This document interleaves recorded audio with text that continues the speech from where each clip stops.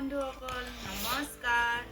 মই আকৌ এটা নতুন ভিডিঅ'লৈ আপোনালোকৰ আগত থিয় হৈছোঁ। মই ৰাতিপুৱা আজি উঠি লৈ ভগৱানক প্ৰণাম কৰি গৌ মাতাক প্ৰণাম কৰি চিধাই দৰৱ খুন্দিবলৈ লৈছোঁ। মানুহজনৰ জ্বৰ হৈছে, কাহ হৈছে কাৰণে বোলে দৰৱ অকণ খুন্দি দিয়াচোন। মই সেইকাৰণে কামত ধোৱা নাই আৰু দৰৱকণ খুন্দি লৈহে কাম কৰিম। বন্ধুসকল, মই আপোনালোকৰ আগলৈ আকৌ বহুত সময় মূৰতহে আহিছোঁ। কাম বন কৰি পিনে গা চা ধুই আহোঁতে অলপ দেৰিয়ে হৈ গ'ল।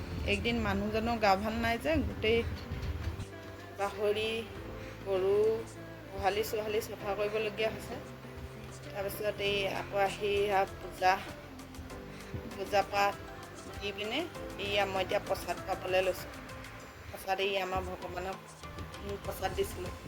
মানে কল আমাৰ ঘৰৰে কল, তাৰপিছত গাখীৰ ঘৰৰে, তাৰপিছত বুট আৰু বিস্কুট এয়াই প্ৰসাদ লগাওঁ, ভগৱানক ভোগ লগাওঁ। তাৰপৰা মই এতিয়া প্ৰসাদ পাম। প্ৰসাদটো পাই লওঁ, তাৰপিছত আকৌ আপোনালোকক লগ পাম।